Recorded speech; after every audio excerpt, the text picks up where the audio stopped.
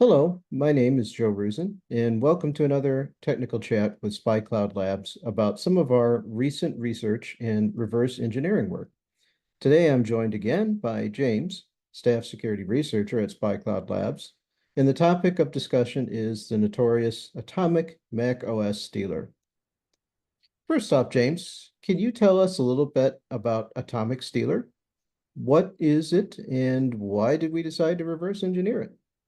So, Atomic Stealer is a one of the few macOS based info stealers that operates as a malware as a service model, which means that the malware authors actually release a panel that clients can like pay to then access, and that panel provides like malware builds and access to the logs that the malware steals. And so this means that the malware authors, while they might run Atomic Stealer, they are not the only people running Atomic Stealer.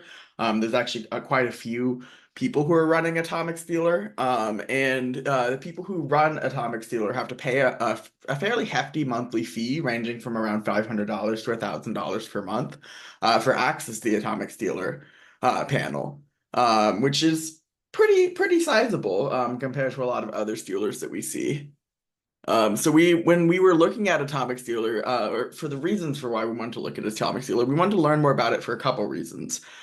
So first, it's one of the few active macOS InfoStealer malware families with full-fledged stealing capabilities. It's designed to capture things like admin and keychain passwords, sensitive system information, and credentials and browser information from Chrome, Firefox, and other applications on a computer's machine, or on a victim's computer. And then we were also really curious about it because of the popular ways that we're seeing it get distributed by bad actors. Most notably through pay per install services like Spax Media and InstallBank, which we've reported on in other research.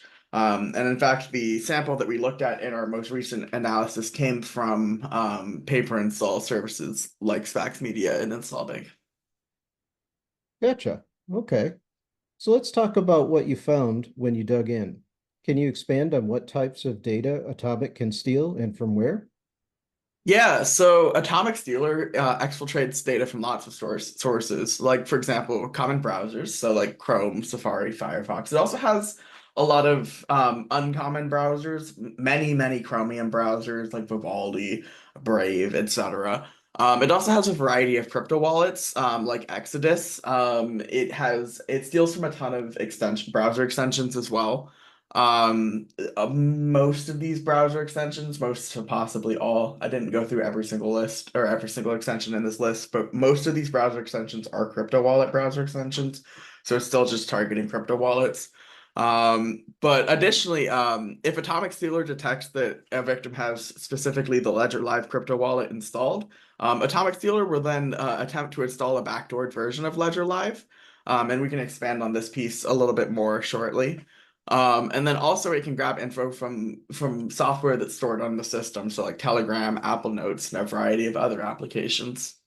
Yikes. That's definitely something to be concerned about and have on our radar, of course, for the security community. What do we know about how it's installed and how it runs? So when Atomic Stealer installs, it creates an installed and data exfiltration folder at a randomly generated numerical-based directory in the victims slash users slash username folder, in which it stores all of the data that it steals. This data is zipped up and then sent to the command and control server before being deleted from the system. So when defenders are looking at a system, if they see that appear, um, that indicates an Atomic Stealer infection. Additionally, Atomic Sealer leverages AppleScript or OSA script, which are macOS shell scripts, which are launched with the OSA script utility. These shell scripts normally allow the user to automate all kinds of tasks on macOS, not unlike Bash on Linux. But in this case, allow Atomic Stealer to steal passwords and files, as well as carry out the vast majority of its core functionality. Defenders should be on the lookout for unexpected OSA script usage, as Atomic Stealer's grabber is entirely OSA script based and sends the commands line by line. So you'll see quite a lot of OSA script usage. Okay, so let's circle back to some of Atomic's core capabilities. When you did the reverse engineering work, What did you find that you expected to see, and what was unexpected? Well, so the things are pretty standard for infostealer malware, but they're still important for admins or for like defenders to know about are things like admin password theft, keychain theft, stealing system info, the file grabber, and then like credential and background and browser theft. But then this is kind of where it gets really interesting. I mentioned earlier the Ledger Live backdoor, and this is something that was unexpected to me personally. So in newer versions of Atomic Stealer, when Atomic Stealer is doing the system info detection, it gets a list of all installed software. It then scans through that list of installed software and looks for the Ledger Live application. If it sees the Ledger Live application in your list of installed software, meaning that you have the Ledger Live crypto wallet installed, it'll then attempt to pull down using curl a backdoored Ledger Live application, and it'll install this backdoored Ledger Live application using your own installed Ledger Live application. And then like it'll overwrite your installed Ledger Live application. We were not able to actually pull this sample, but we're looking online from companies that were able to pull it. We were able to see that this application, like this backdoored application's sole purpose was to just steal crypto seed phrases, which is super interesting. I don't know much about how Ledger Live functions, so I'm unsure why they would need to backdoor it entirely to steal it, but it's just super interesting that they would backdoor an application like that. But as far as what surprised me, in addition to that, I was surprised that Atomic appears to have gone backwards in its development as well.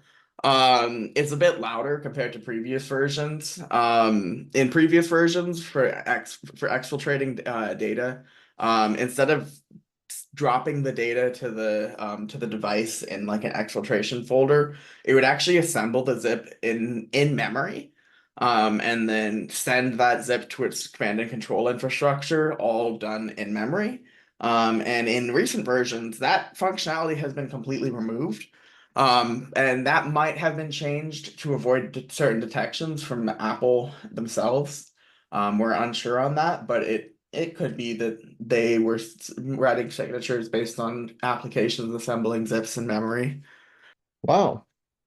That's really interesting about the zip in memory. I would think that'd be a lot more secure, but like you say, Apple probably caught on to it. So very interesting stuff. So if you had to leave listeners with some key takeaways, what would those be? So it's important to note that atomic sealer log files indicate that the malware affects both x86 and ARM architecture. So all versions of Mac are affected by atomic sealer. And defenders should definitely keep an eye out for that OSA script usage. Additionally, users should be aware that their personal and work identities are intertwined. So for example, if you are working at a financial institution, in your personal life, you then begin to assume some of the risks of the financial institution. Namely that you in your personal life could be targeted by actors that are looking to target said financial institution. So it's just something to be aware of when practicing safe internet safety practices outside of your work life. Because a lot of infections that happen in work environments initially occur from personal device compromises. And then the final point is that remember that like most info stealers, Atomic doesn't have persistence and can slip by antivirus software unnoticed. We recommend that security teams integrate post-infection malware remediation steps into your playbooks for confirmed exposures to minimize risk and prevent follow-on attacks. Wow, that's some great stuff, James. Yeah, good point on the personal and work identities being intertwined. Well, I can't wait till I hear what you come up with next. Hopefully we'll get to talk to you again soon. Thank you. Yeah, no problem.